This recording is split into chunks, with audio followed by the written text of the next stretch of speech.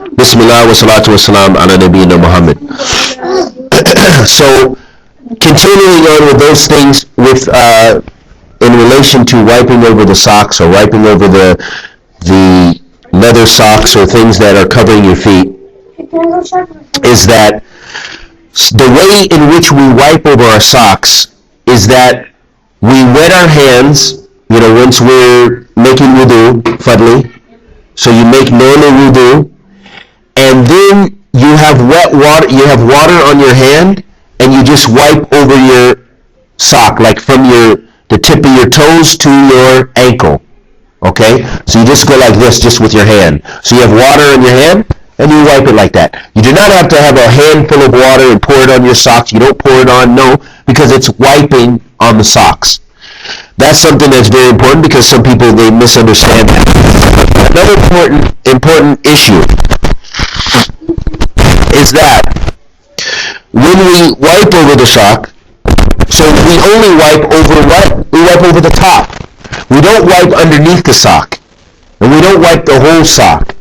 So when we wipe over our sock, we wipe only over the top of our sock. Are we okay? What about the bottom? No, the bottom we don't. I thought you were supposed to do the bottom. No. No, the Prophet ﷺ, he wiped over the top when he made the mess, when he wiped over his khuffayn. So that's all you have to do. You don't have to wipe your whole sock. You don't have to wash your sock. All you have to do is wipe with your palm of your hand like that over from your toes to your ankle. Okay? Just wipe over the top part of your sock. One time. And we also mentioned it's to do what? To wipe over it. It's called what's called the rukh, to wipe over it one time? Yeah. To wipe over it one time, this is the sunnah of the Prophet ﷺ. So you don't wipe over it more than that. Just wipe over it once. That's what we understand as far as the mesa khuffayn. You don't wipe over it more than once. That's it. Khalas. Okay? Also, I want to quickly talk about those things which break wiping over your socks. The first thing is just like breaking the wudu. The first thing is what? Is that any hadath that you have, whether it be the major impurities or the minor impurities. So for example, if you pass gas, if you urinate, or if you defecate, all of those things, of course they break your wudu, and they make it so they break the purification that you have, that you made with wiping over your socks. So that means you have to make wudu again and wipe over your socks. And of course it also follows that the major impurities too. The things we mentioned that are from the major impurities as well. Another thing that breaks the purification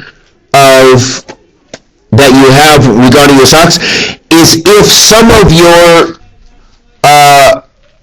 your foot becomes exposed, or you take your socks off.